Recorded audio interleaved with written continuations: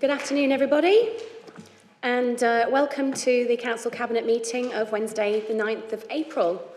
Welcome to the Chamber, and we'll begin the meeting with item 1, which is if we have any apologies. No apologies, Chair. Okay, thank you. Do we have any late items, please? There are no late items. Item 3, receipt of petitions. I haven't received any petitions, Chair. Okay, item 4 then, please. Identification of urgent items to which call-in will not apply. There are none. Thank you. Item 5 is declarations of interest. Do we have any, please? Okay, item 6 then, the minutes of the meeting held on the 12th of March 2025. Have we all read the minutes and are we all in agreement that they're representative of the meeting? Cabinet, can I have a proposer? Thank you, Councillor Swan, and a seconder, Councillor Hazelgrave. Thank you very much. So item 7 of matters referred is the recommendations from the Executive Scrutiny Board, which I will take alongside each item as we go through them in the agenda. So therefore, item 8, there is the minutes extract of the Executive Scrutiny meeting, which was the call-in of the Council Cabinet decision 2824, which was the sale of land at Grovebury Drive, excuse me, and the sale of land at Oregon Way. So I'm going to pass over to Councillor Kozlowski. Thank you, Chair. As Cabinet colleagues are aware, the Executive Scrutiny Board met on the 17th of March to consider the call-in of Council Cabinet Decision 2824 relating to the sale of 2 parcels of land at Grovebury Drive in Blackgreaves and Oregon Way in Chaddiston. The selling of this land is part and parcel of delivering the local plan in terms of housing, which is a priority. At this point, there will be statutory consultations via the planning process to which both residents and councillors will be able to make their representations. At the meeting on the 17th of March, I spoke on behalf of the Cabinet and stated my own belief that these decisions were made entirely in accordance with the Council's constitution. However, the Board felt that on 2 of the 3 grounds stated in the call-in notice, the Council's decision-making principles had been breached, these being due consultation and the taking of professional advice from officers, and a presumption in favour of openness. I respect the opinions of the Board, and whilst I continue to disagree with their view that the decision was not made openly or transparently, I accept that prior consultation with ward councillors could have been undertaken at an earlier stage. It now falls to the Cabinet to reconsider its previous decision based on the feedback provided by the Executive Scrutiny Board. By virtue of the call-in process, this decision has been given significant additional scrutiny and the ward councillors have been offered further briefings. I'm certain that officers will also commit to providing further updates as the planning process for these sites moves forward. The officers have offered professional advice and guidance throughout, and all of the information has been open and in the public domain. It's therefore my recommendation to Cabinet that we reaffirm the decision first made on the 12th of February 2025. For clarity, the recommendations contained in the original report were to approve the sale of land at Grovebury Drive in Blackgreaves Ward, to approve the sale of land at Oregon Way in Chaddiston East Ward, and to delegate authority to the Director of Corporate Governance, Property and Procurement, following consultation with the Cabinet Member for Governance and Finance and the Section 151 officer, to finalise the terms of the sales and enter into all necessary contractual documents to facilitate the sale. Thank you.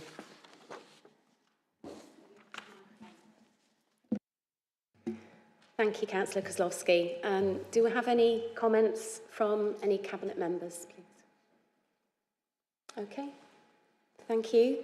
Can I just ask councillors who is representing the Conservative Party this afternoon? Councillor Pearce, okay.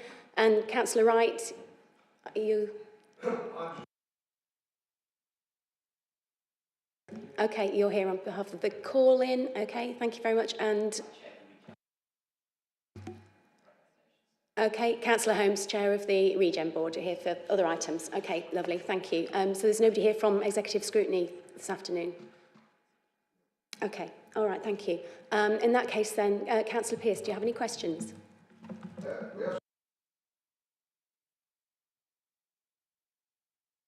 If you have a question, you're welcome to ask it at the moment, but we're not, this isn't the place to make a statement right now.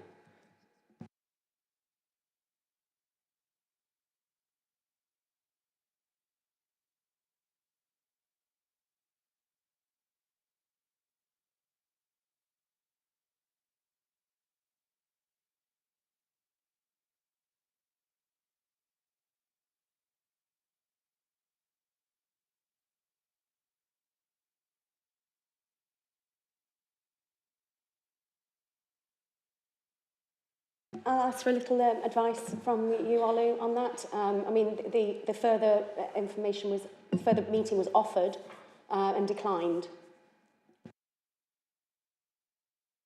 Get this on again. How do you get that on, Paul? Oh, it's on. Oh, it's on. Right. Sorry, Chair. Chair, I wasn't. That's not information which I was aware of. But when you say we offered a further meeting with Emily, was it? And you're saying she hasn't responded to that? Is that? I didn't quite get what you said. Basically saying there was no more information that Emily had, so therefore they declined the meeting. Well, if it's been declined, then it's been declined. There's nothing more that can be done. Yeah. So I think the point really is, Councillor Pearce, that your councillors were briefed in the first instance, and I think that the issue in the original meeting was over Blaygreaves councillors not having the same amount of consultation. That has been rectified. So as far as I'm aware, then the due consultation has happened in the time period between that meeting and this meeting. Councillor Wright, do you have a question? Yes, I have, Chair. Thank you very much. My question is, why in the response to this was the public petition not mentioned? One of the reasons why the call-in was supported was lack of consultation. And one of the main themes was the fact that the public hadn't had a chance to be consulted. And the Cabinet member was informed that the survey, the questionnaire in relation to this, had got over 1,000 members of the public that raised concern. That's in addition to the original petition back in 2015. So how it could be interpreted that the community weren't interested in this, I failed to see. And certainly it was a major theme in terms of when executive scrutiny considered this. So my question is really, why hasn't the objections from the public been noted as part of the consultation process? Thank you. Thank you for your question, Councillor Wright. With regards to whether the petition has been considered or not, can I just defer to Craig for some advice there, please? As far as I'm aware, we haven't formally received that petition, so that probably explains why it hasn't been factored into the consideration today. I'm happy to share the guidance with you on how public petitions are sort of taken forward, and because depending on the size of the petition, they go to particular bodies, and I'm happy to work with you on that if that's helpful. So. Okay, because there would be sort of submission dates regarding petitions that you would need to meet, but as I understand it, any petition on that item would have had to have come to the original meeting. So you can't have a petition about the call-in, because obviously this coming back to this meeting today is about the call-in and the decision-making, not about the decision itself. So, it was the original meeting that any petition would have needed to have been submitted to. And that's not to say that we can't take anything on board, but it does have to go through the proper process. In terms of public consultation, yes, as a council we have a duty to consult on council tax, on non-domestic ratepayers, service users, with other interested parties, but that doesn't mean that formal consultation is required for all types of decision. So, you know, statutory consultations are undertaken as part of the planning process. We're nowhere close to that at the moment, because obviously this particular decision was about the sale of a small piece of land. So that there was no requirement to consult on that. What will happen going forwards is that should the land be that small piece gives access to, should that then go through the planning process, then at that point it will start with the statutory consultation. All of the the procedures will be in place at that point, and that's when the public, when yourselves, when scrutiny, when looks at it, the planning committee, and so on. So it's a matter of process. Okay. If there's no further questions or comments, Councillor Hazelgrave. Just a technical point that at every cabinet meeting, item 3 is always receipt of petitions. So, you know, there is space there for petitions to be presented, and I think that's the same in full council, that there's whether petitions will be presented. And very rarely in my career have they been formally presented at a full council, but they have done so.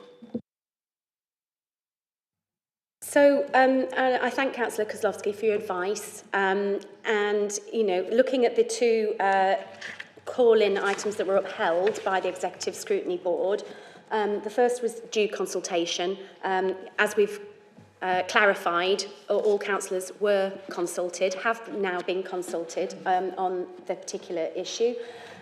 We can all confirm that we've taken professional advice from officers at every stage of the decision making.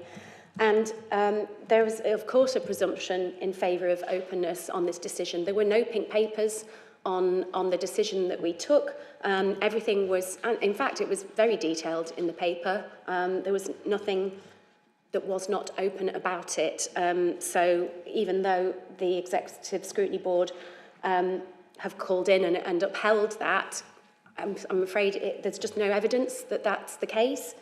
But what we do need to do is to revisit and reconsider the decision. So I will go back to the recommendations of the original February Cabinet paper.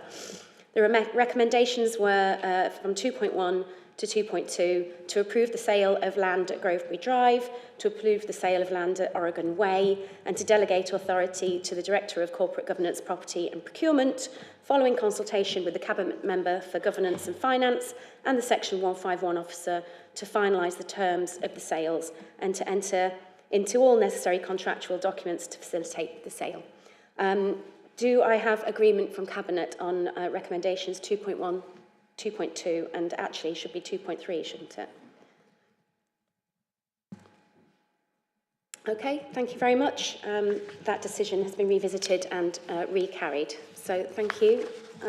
We'll move on to item 9, which is the minute extract of the Regeneration, Vibrancy and Climate Change Scrutiny Review Board, and that recommendation was on marketplace regeneration.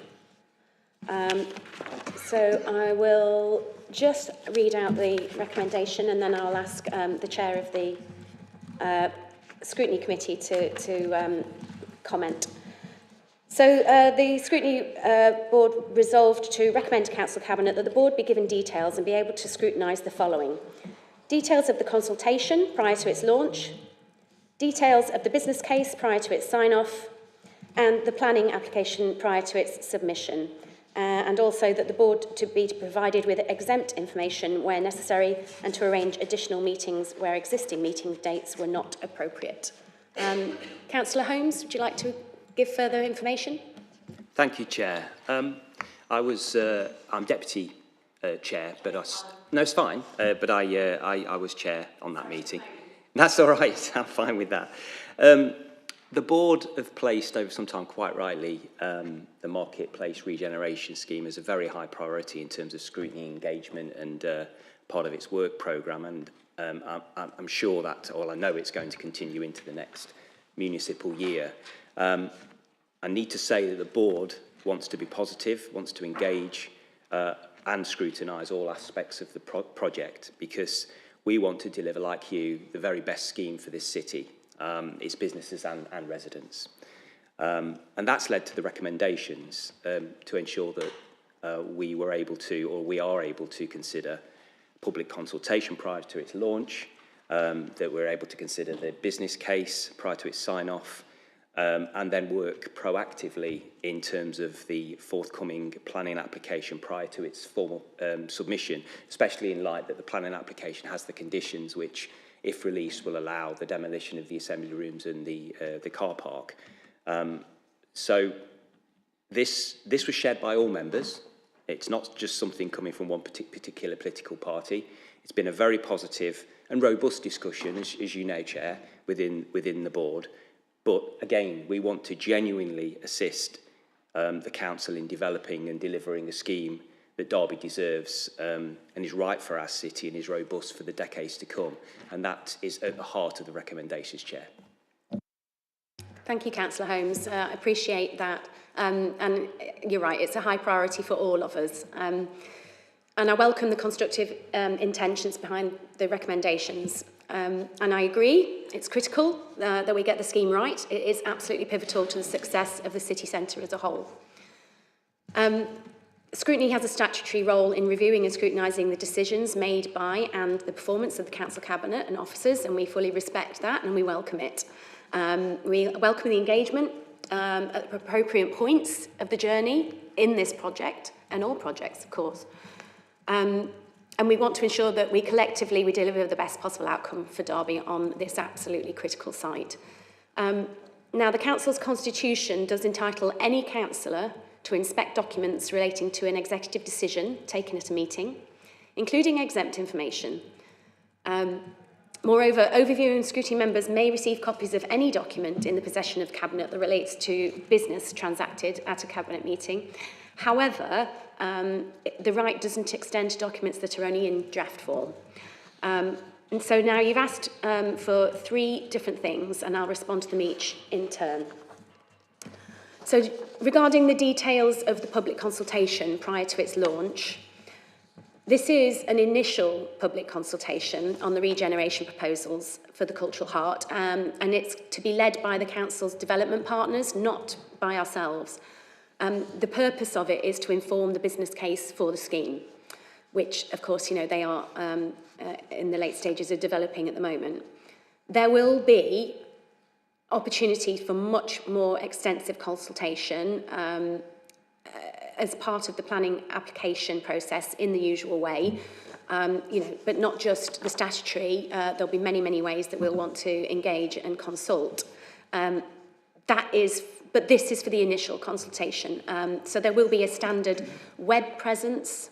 There will be drop-in sessions for the public to engage with, and stakeholder partners. But our developer partners are proposing that this dedicated consultation with key stakeholder groups it is held by them, and it's held very soon.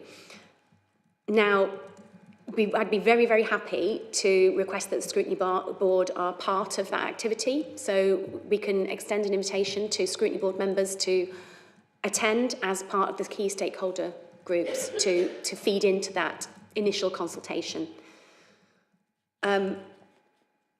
However, you know, to be able to share details of that public consultation with you now is not appropriate, because it's being led, as I say, from the development partners. It's a casual consultation at this stage, and it is to inform the business case, which we'll come on to, because that's the important bit that actually, you know, you want to scrutinise and to look at. So, on the details of the business case prior to sign-off, it's a key document. We as a Cabinet will consider in taking decisions about progressing the scheme and the associated contractual arrangements with our development partner. As such, it will be absolutely available for your Scrutiny Board to consider in the exercising of the scrutiny function, as it will be directly relevant to the executive decisions of Cabinet around the scheme. So on that request, we absolutely will be providing the details of the business case prior to its sign-off. And then the third request was the planning application prior to its submission. So the planning application will be prepared and submitted by our development partners. The submission of a planning application would not form part of the executive decision-making process, so ultimately it will be for the Planning Control Committee to determine. Whilst overview and scrutiny are entitled to consider how the council discharges its non-executive functions, this is not a recommendation that we can agree to as the executive leader. I will, however, endeavour to ensure councillors are kept updated via briefings and updates as the planning process moves forward. I hope that's acceptable. Okay, lovely. Thank you very much for that. So in terms of those minutes, we are saying, thank you for the recommendations. Details of the consultation, it's more about you being involved in the consultation if you wish to. So I'm sure that there's someone here that can make sure that the Executive Scrutiny Board, no, not the Executive, the Scrutiny Board receives an invitation. Heather, would you be able to do that? Thank you very much. The business case will be provided and the planning application obviously will be scrutinised by the planning committee. Okay, so thank you for that. Now then, moving on to item 10, which is also a minute extract of the same board, Regen, Vibrancy and Climate Change Scrutiny Review Board. It's on ward transport priorities. I do feel that this is really relevant to a paper that's come forthcoming. So if it's okay with you, Councillor Holmes, I'm going to take the recommendations after we've gone through the item 12. Okay, thank you. So we'll move on to the key decisions in that case then. Item 11 is the school's capital programme. And I'll hand over to Councillor Heselgrave. Thank you. Chair, fellow Cabinet members, after 14 years of austerity, the condition of many buildings in the public realm is far from ideal. This applies particularly to our schools and other educational settings. The state and safety of schools around the UK was further compounded by structural issues relating to the discovery of the use of rack concrete used by the building industry from the 50s to the 90s. Notwithstanding what I've just said, all buildings, particularly older ones, require monies to improve their condition and to make them fit for purpose, which in this context is the provision of a building in which learning in its fullest and widest sense can take place. To this end, the government provides funding to every authority in England responsible for schools in order to improve the condition of its schools. This work, if extensive, needs to be completed in the school holiday period so that learning is not disruptive. So this is a routine report taken to Cabinet each year to approve the next round of priority school building condition capital projects for maintained schools. Note that their funding is provided solely for use in Derby City Council maintained schools and that schools in trusts have a similar arrangement with government. There will be other improvement works going on across the city, the schools stay within the city, outside these arrangements. The report sets out indicative condition funding as set out in Appendix 1. Due to the timing of the report drafting, this is based on an assumed new allocations of £3.1 million for 25 to 26. And is subject to 24-25 year end. I should add at this point that Derby City's new 25 to 26 allocation is a minor reduction on the forecast allocation contained within the report.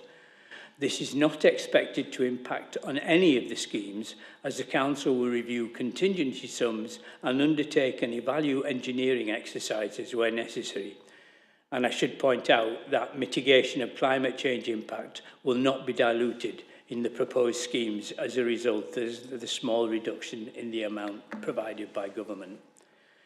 The approval of schemes is required now, as I mentioned earlier, in order to plan, procure and deliver the majority of works over the school summer holiday period. The priority works this year include boiler replacements, including Dale Primary and Redwood Primary, building fabric and structural work at a number of primary schools, and roofing, including Murray Park Secondary and Lord Street Nursery, and also some window replacements in particular schools. Scheme details and budget allocations are set out in more detail in Appendix 2. The headline scheme is a proposed new 4-classroom block at Wren Park Primary School to replace an existing 2-classroom block which has passed its designated lifespan. This project will also make use of Section 106 funding provided for additional school places and will enable the school to increase its admission number, that's an annual number, once completed, to 60. The Council very carefully prioritises all schemes based on its detailed school condition survey reports, which it completes on a rolling programme. I ask Cabinet to approve the schemes as set out within the report.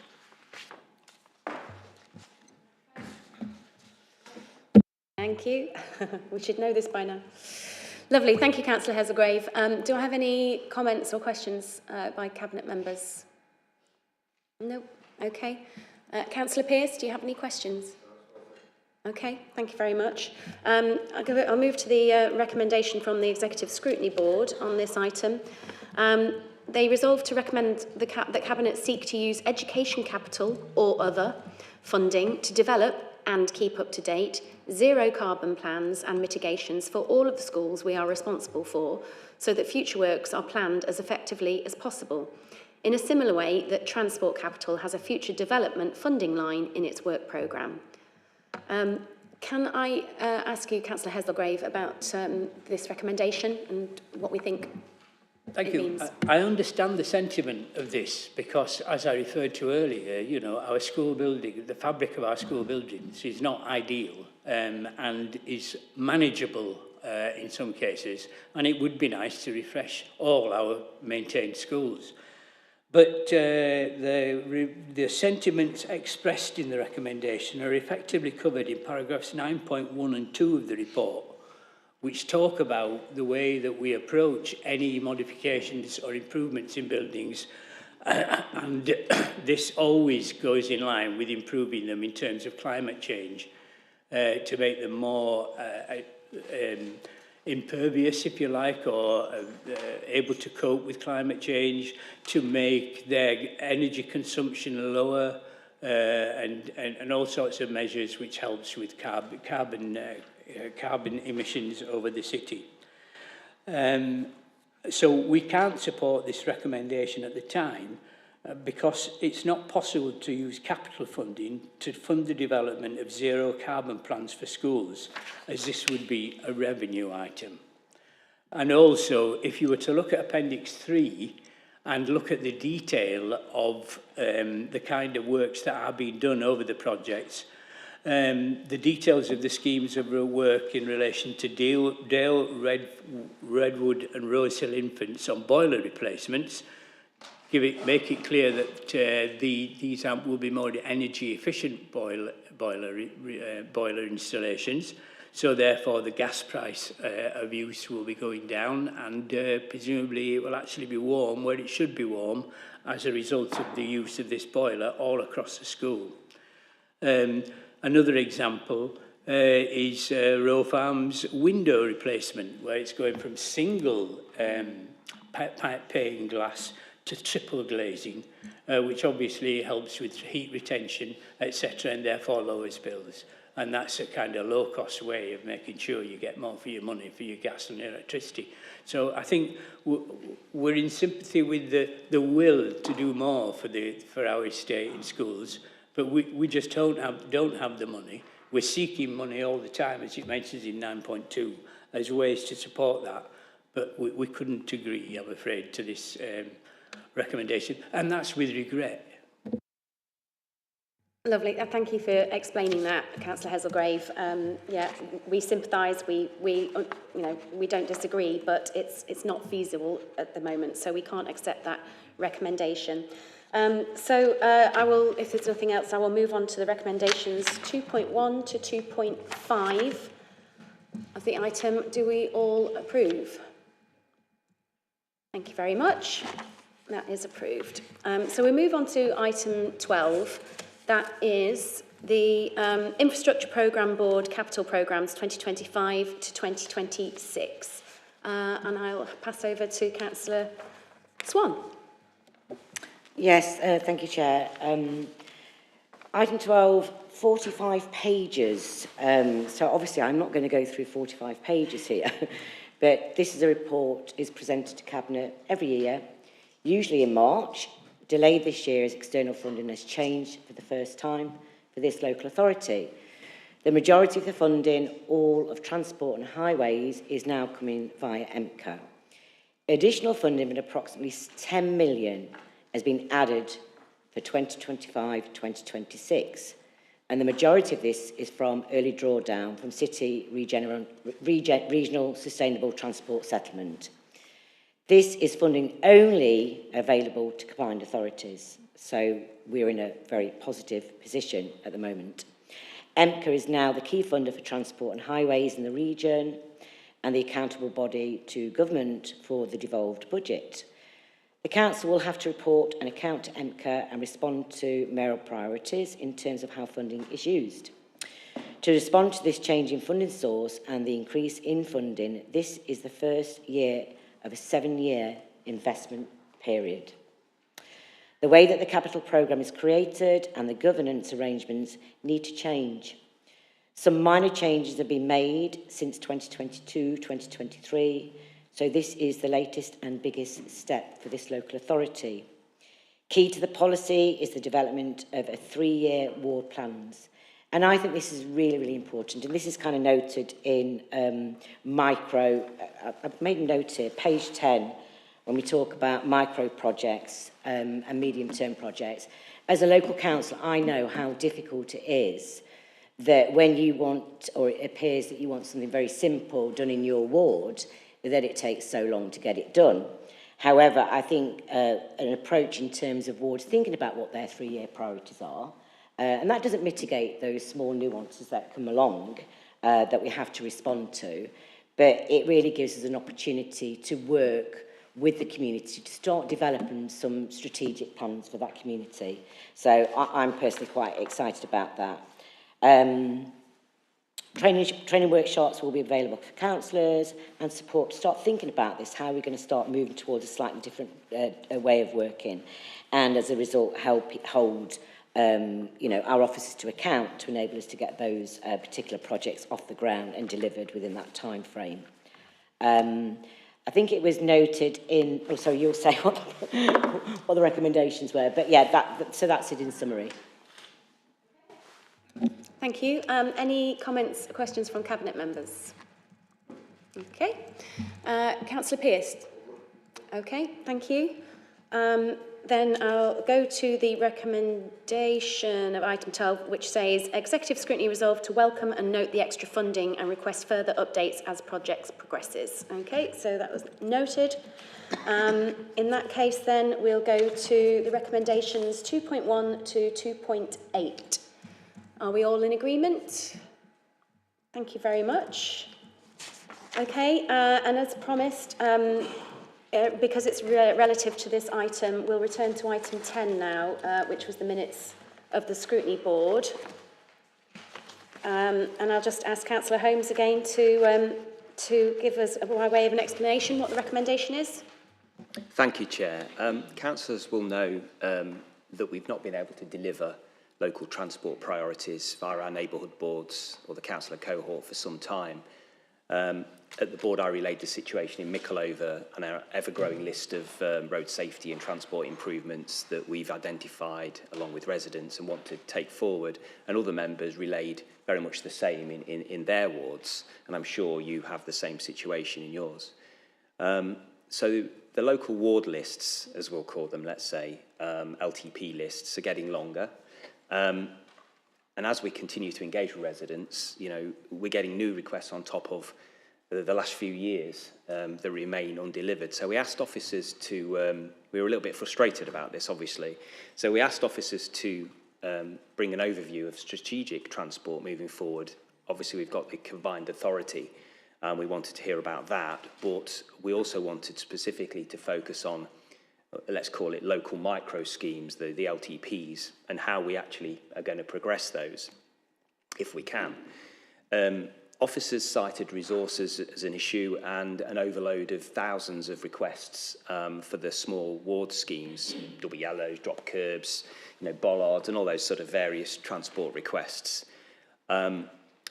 So the recommendation is based on urging Cabinet to find a way to balance the combined authority strategic transport aims as they emerge, because obviously that's to come, with localised transport priorities, as we need to find a way to re-establish that link with ward councillors to deliver those small schemes or packages, and I'll come to that to finish off, whether it be to resolve road safety or any transport-related issue, really.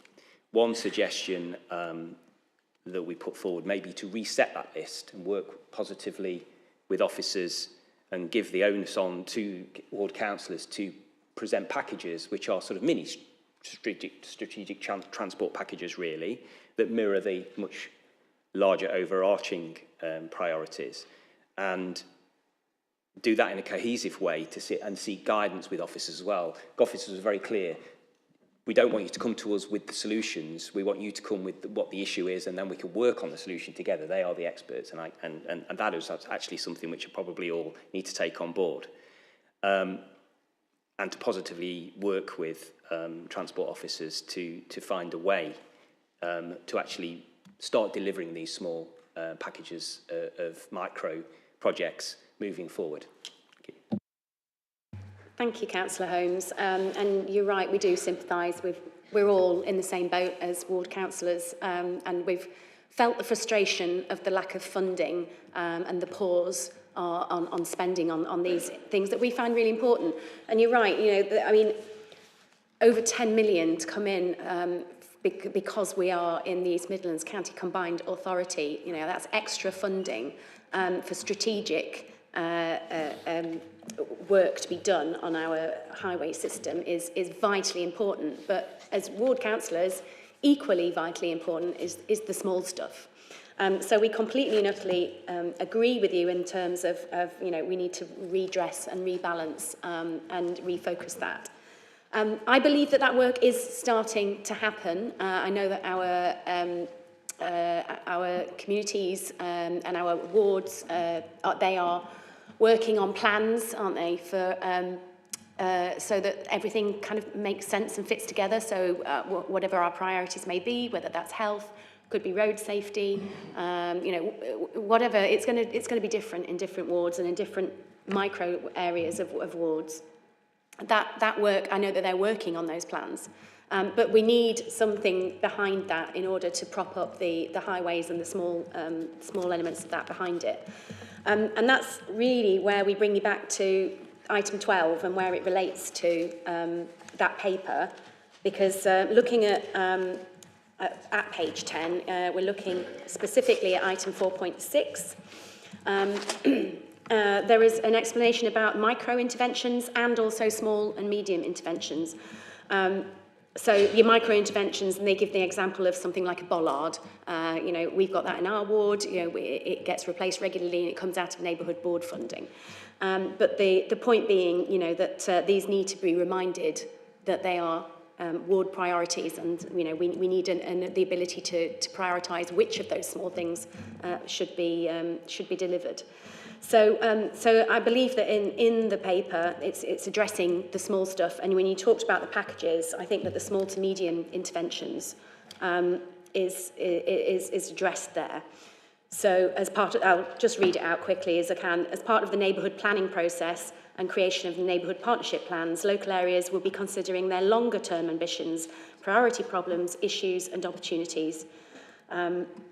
There will not be a pot of traffic and transport funding allocated to individual neighbourhoods with a tick list like before with LTP options. Neighbourhoods will consider which medium-term interventions in transport and traffic could facilitate or complement the goals to deliver the neighbourhood partnership plans. It's absolutely vital that councillors work on those and list the priorities there.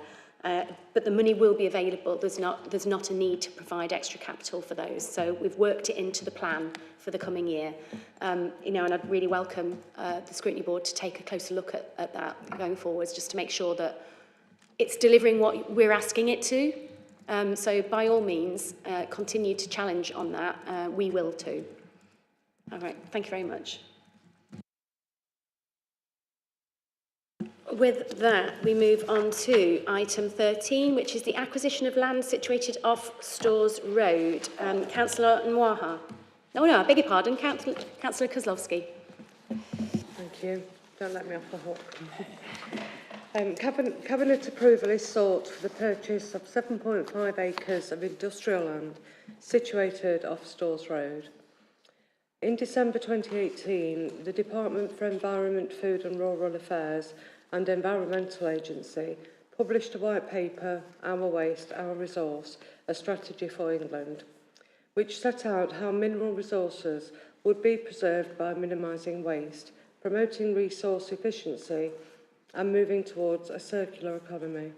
Subsequently, the paper was subject to several consultations, following which changes in waste regulations are to come into force over a 2-year period. The changes include the provision of a free weekly food waste collection service from the 1st of April 2026. This is mandatory for all authorities. The Council's current depot site at Stores Road is too small to accommodate the planned expansion of the Council's highway service and the additional refuse vehicles required to deliver the new food waste collection service from the 1st of April next year. Following an extensive search, the Council has identified a site on Stores Road which is available for purchase, which will allow such expansion and the Council to fulfil its legal obligations. Cabinet approval was sought in March 2024 to approve a scheme to be added to the capital programme to cover the purchase of food waste caddies and food waste service vehicles in preparation for the implementation of the new service. The purchase of this site will allow the development of a new highways hub, which will alleviate the capacity pressures on the operating licence at the existing Stores Road depot, allowing the purchase and operation of the new food waste service vehicles. The highways hub will occupy approximately half of the new site. Options for the development of the remainder of the site are considered in the confidential paper at item 17 of this agenda. Therefore, it is recommended to approve the purchase of the site in question and to delegate authority to the Director of Corporate Governance, Property and Procurement, following consultation with the Section 151 officer and the Cabinet Member for Governance and Finance to agree the final terms of the purchase. Thank you, Councillor Kozlowski.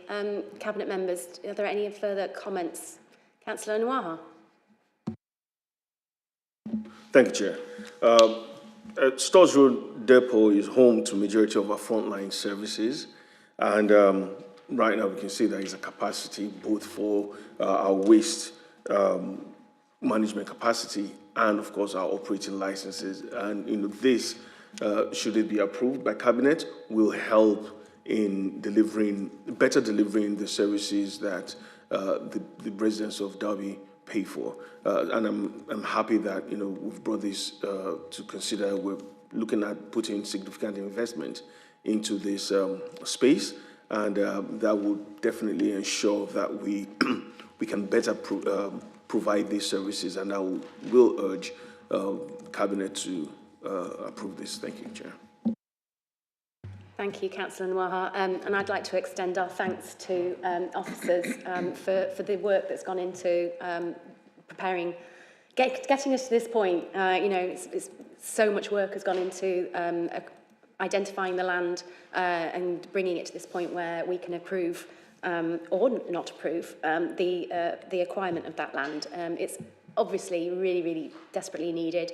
And I think that there will be cross-party support for this. We all know the challenges that we have on Stores Road, we all too well understand the challenges of the operating licences now in more detail than we ever thought we needed to. I will, if there's no other comments from Cabinet members, I will ask Councillor Pearce, do you have any questions? Sorry, I do apologise. No, good news all round. Really, yeah, looking forward to it. Thank you. Thank you, Councillor Pearce. The recommendations from the Executive Scrutiny Board were to resolve to note the report. So if there's nothing else to discuss, then we'll go to recommendations 2.1 to 2.2. Are we all in agreement? Marvellous. Thank you very much for that. Good news. Right, item 14 is compliance with contract and financial procedure rules. Councillor Kozlowski, it's your show today. Thank you. There are 7 items included in this report, and I will go through each one by one. Item 1 is to approve the issue of a VEET notice, which is a notice to award a certain provider without competition. This is at a value of 0.283 million to Wincare UK. This is for the provision, training and maintenance of Mangar lifting equipment to support the delivery of the Care Homes Falls project. The ICB have funded both the team and the equipment. However, the funding has been passed to Derby City Council to manage the whole process. The contract in place between the ICB and Derby City Council specifies the named supplier of the lifting equipment, which is Wincare. Wincare UK are the manufacturer of the Mangar lifting cushion, and rather than sourcing it from an individual supplier, it is more cost-effective to procure it directly from them. Wincare are also able to offer bespoke training and maintenance of the equipment that other suppliers do not. Item 2 is to delegate authority to enter into a grant agreement and subsequently award the grant to the National Taekwondo Club Derby for £60,000. This is for works at the King George V Pavilion. This is match funding following the Taekwondo Club's successful bid to the Community Ownership Fund to help fund the refurbishment of the building. They were notified that they had been successful in securing £240,000 of funding from the fund on the condition that they secure £60,000 match funding. The proposed match funding consists of £55,000 Section 106 funding and £5,000 will be funded from the Blake Greaves Neighbourhood Board's existing revenue budget. For expedience, delegations are requested to agree final grant terms with the club to ensure the works progress in a timely manner. The proposed works are outlined in 4.2.4 of the report. Item 3 is to approve a bid to National Trading Standards for funding to the amount of £427,000 for the financial year 25-26 to support the ongoing costs associated with bringing complex fraud investigation before the courts. It also asks for delegations to bid for and accept this grant in future years whilst this fraud investigation continues. This has been to Cabinet the previous allocations, and this delegation hopes to streamline the process for future years. National Trading Standards have been providing funding to Derby City Trading Standards Service since 2019. Item 4 is a bid for an acceptance of £760,000 MCA/DWP Youth Guarantee Trailblazer funding. This is part of the government's Get Britain Working White Paper, and Derby is part of the MCA Trailblazers piloting the initiative. This is a one-year pilot in 25-26 and will help advise the design for further years of youth guarantee funding. The target is 200 young people aged 17 to 25, including care experienced and SEND young people and young people in the deprived communities of Derby. The aim is to secure jobs and utilise the 6 to 12-week training programme to build the capacity and capability to sustain work.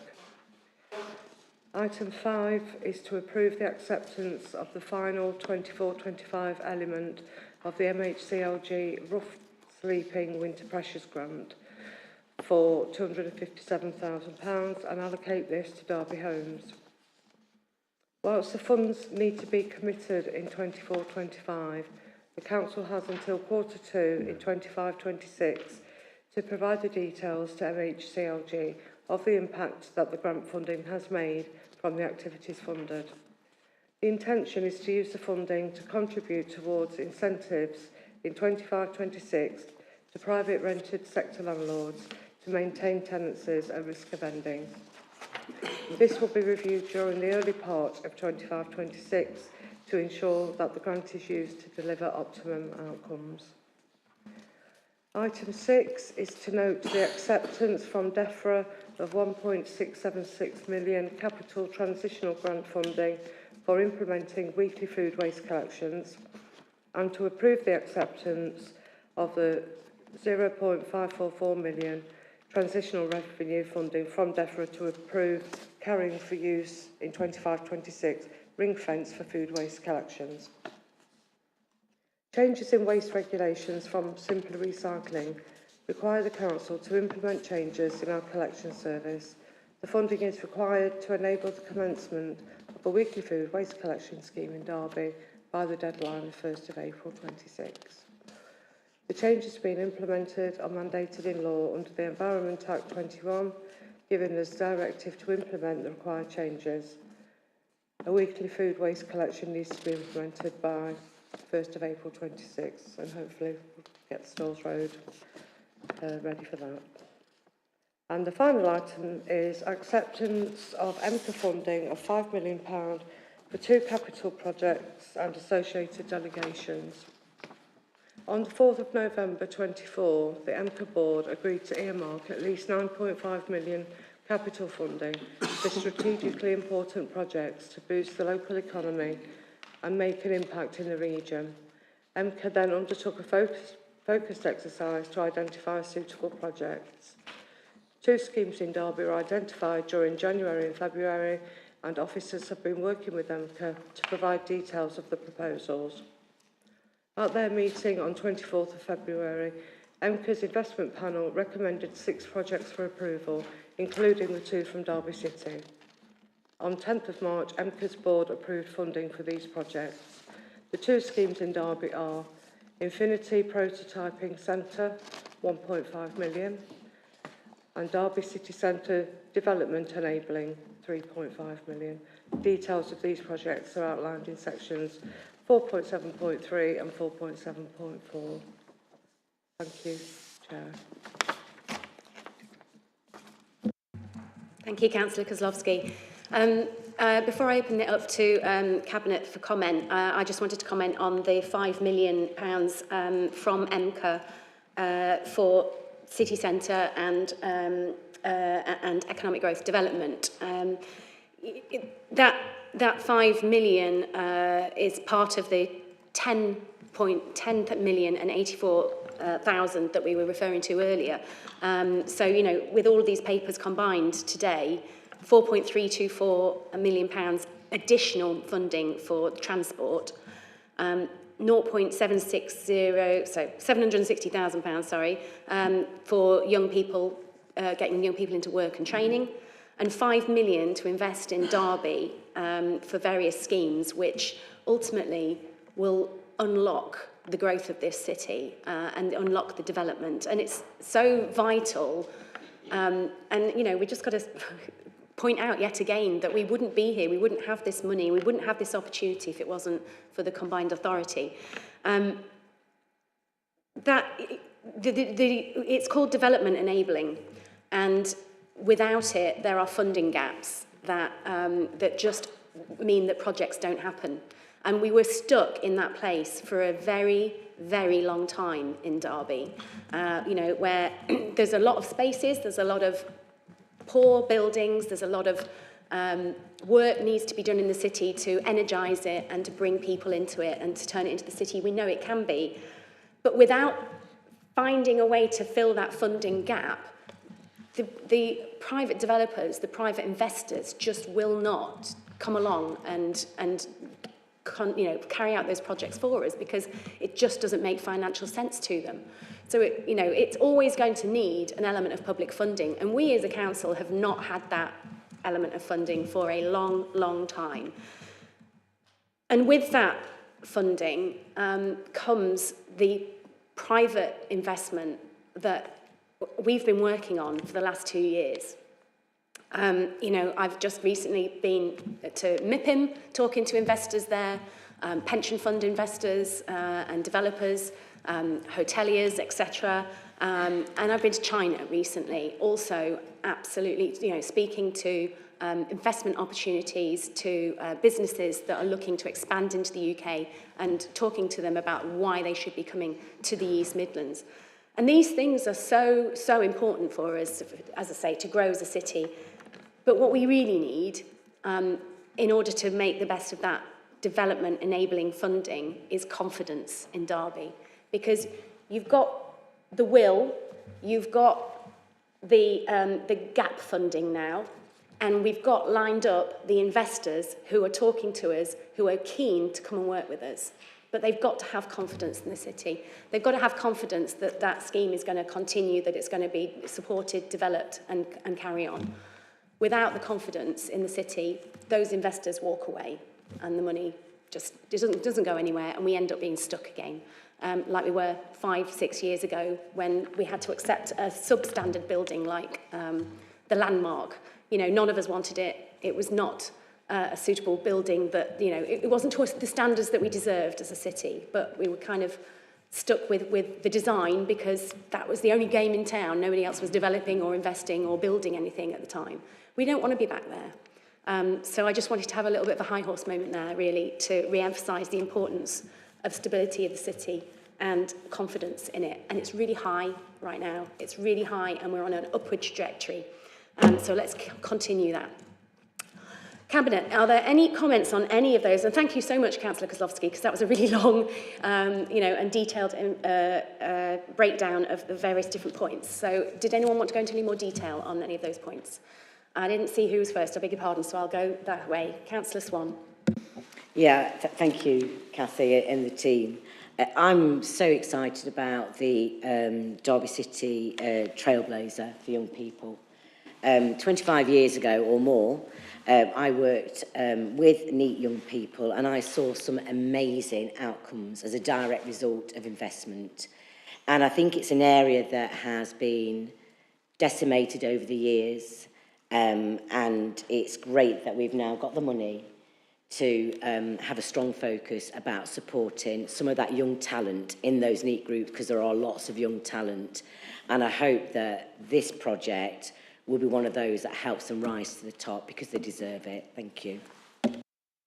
Councillor Hazelgrave. Just on that very same item, I'm the Skills and Employment Lead for EMCA now, and ever since I came in, I said, look, we need some KPIs for this over a 10-year period, a 5-year period, and we need a benchmark about how many NEETs we have in the area. And some steps were taken to get those figures, but it's actually not easy to find the full numbers of NEETs, and it's partly because of data protection and the reluctance of one organisation to share data with another. Although, of course, the intention is not to anything negative about the person, it's actually supportive, but that's the way it goes. And I said, look, I'd like to know what kind of pathways NEETs have, and what's done prior to them becoming NEET, to make sure we're doing all we can to stop them becoming NEET, all sorts of work. And I think that coincided with a focus by the government on these. So we were in a strong position as a newly formed authority from the beginning, when the government was looking for somewhere, to actually look towards us and what we're doing. And so I really welcome this award of £750 million by EMCA to help a target group of 200 Derby residents aged 17 to 25 who are care leavers, send previously known to children's social care or young offenders services or the youth justice programme, and who live in deprived communities of Derby and their needs. We currently have 1 million young adults who are not in employment, education or training in Britain. And to get Britain working, we need to help these very vulnerable young people onto a secure and well-supported pathway to working life. The Corporate Parenting Committee heard yesterday about the excellent work already being done in this field by dedicated council officers with this cohort here in Derby. What would be really helpful to really make this a massive success would be a greater number of businesses and centres of employment to come forward and offer the target group work experience placements further training and the possibility of a signed contract of work at the end of their course. And this is a really good way of us expanding the number of businesses involved through their social value aspects and all sorts of things involved with this project, so that after this year, where we only get the funding for a year, we've got a real strong base to help a really lot of people, because we've got the infrastructure and the network there, and it's building the network and making sure there's quality assurance in that. So the idea of the Trailblazer funding is that this model, assuming proven success, will be rolled out nationally. So people will be looking to Derby to give the lead on that in a national context.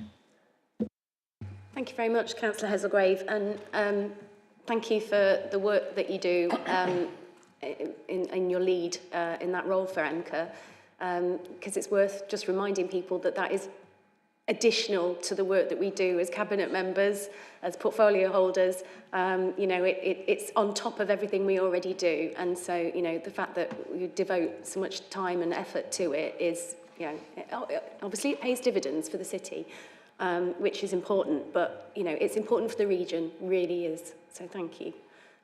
Councillor Khan. Thank you, Chair. Just some comments on two of the items. Firstly, the national trading. Okay. This case has been going long before I became a cabinet member. I believe it's about 6 years now. We did approve funding for it, or rather acceptance of funding last year. And this is further funding to bring it to a conclusion. I think the court date is sometime in May, this next year rather. I think not accepting this would mean not pursuing it, and that would leave us open to significant criticism. The case has bearings, not just for Derbyshire, but nationally as well. The effects of this type of trading on the individuals concerned can have severe physical, mental, financial bearings, and could be life-changing for some of the people. So I'm quite happy, or rather very happy, to welcome this additional funding and hope that the appropriate conclusion is reached come next May. So I very much welcome this. The second thing is on the homelessness. I think homelessness and rough sleeping is something that sort of tugs the strings of all of us, and the money coming in to help us with eradicate some of it is always welcome. And again, I am very, very happy that this money is coming in, and look forward to much more coming in to help us with this cause. Thank you. Thank you, Councillor Khan. Just drawing attention to item 4.3.6. It does say this has been a long, complicated investigation involving numerous council staff, agency workers and legal professionals, resulting in substantial costs to the public purse. So it's in all our interests to apply for this funding, and we hope that it's successful. Right, Councillor Dinser. Just to say on 4.2, works at King George V Pavilion. I really welcome this. The 60,000, which is made up of 55,000 from the Parks capital initiatives and 5,000 crucially from Blaygreaves councillors, has unlocked £240,000 additional for developing King George V Pavilion. Now this is, as we know, many of our parks and community centre facilities are run down because we've not had funding in the past to develop those. I'm pleased to say that with the hard work of officers, but also the organisation called National Taekwondo Club, who's been working closely with us as the local councillors, with the Parks Department, to unlock this funding, to make sure that this facility, which was not used very much at all, will become a very important facility for our communities in Blaygreaves and beyond. And that is a really real achievement, I think, that we need to celebrate. On top of the massive millions of pounds that you said that is making Derby on the up, which is good, and we need to continue that projection under your leadership, and the Cabinet and the officers will be working hard to achieve that through the devolved budgeting through the regional authority that's been set up. But we also cannot forget small initiatives that make a difference to our communities and to the health and well-being of our communities. So I really welcome, and I'm proud that Blake's councillors were able to help contribute to get this all across the line, and the work that you did in terms of negotiating that for the 60,000 to unlock the 240,000, which is £300,000 for our communities for better facilities in that part of the city. Thank you, Councillor Dinser. I'll just expand on what you said, and because I presume that you mean from Blaegreaves Neighbourhood Board in conjunction with the work that you've done as the Blaegreaves councillors. Yeah. Okay. Thank you. Any other comments? Okay. Councillor Pearce. No, all fine. Thank you. Thank you. The Executive Scrutiny resolved to note the report, so therefore we will go to the recommendations, which are many. They are 2.1 to 2.16. Are we all in agreement? That's great. Thank you very much. So item 15 is the Council Delivery Plan 25 to 26. So in February, Cabinet and full Council approved our new 3-year Council Plan, which describes how, together, we're building a Derby to be proud of, through our priority themes of inclusive, green, growth and vibrant, as well as connected council. I am very pleased to present our updated Council Delivery Plan for the next 12 months, which translates the commitments from the Council Plan into tangible actions and measures of success, overseen by our Cabinet portfolio holders. As an administration, we're keen to show the differences we are making for local residents and businesses, so Cabinet will monitor and review the plan on a quarterly basis, ensuring that the Council continues to focus on the right things. So the recommendations are 2.1 to 2.2. Do I have any comments or questions from Cabinet members? Councillor Heselgrave.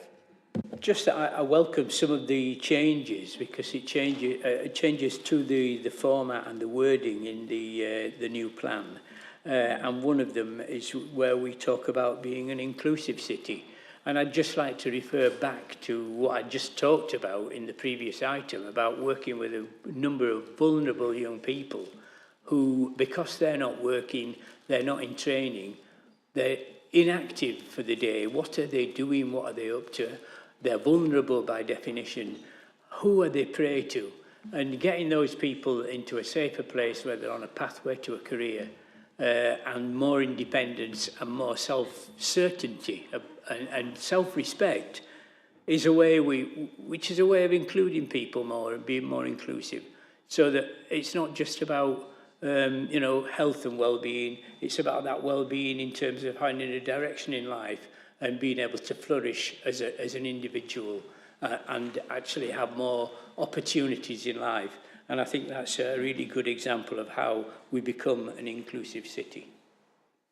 Thank you, Councillor Heselgrave. Councillor Swan. Yeah, I welcome the approach in this new council plan, but looking at 4.4, when we kind of talk about protection from flooding, we are in such a good position in Derby. We have just had £35 million to develop our resistance to flooding, which will protect our homes, which will protect our businesses, which will develop new open green spaces in Derby. So it is a plan for 25, 28, but I'm already seeing some of the fruition of that plan already. So, yeah, it's a very, very positive move. Thank you. Thank you very much, Councillor Swan. And I hope that all councillors can get on board with the mission statement, because together we are building a Derby to be proud of. Councillor Pearce, do you have any questions? None. Thank you. Executive Scrutiny Board resolved to note the report and request a version with tracked changes.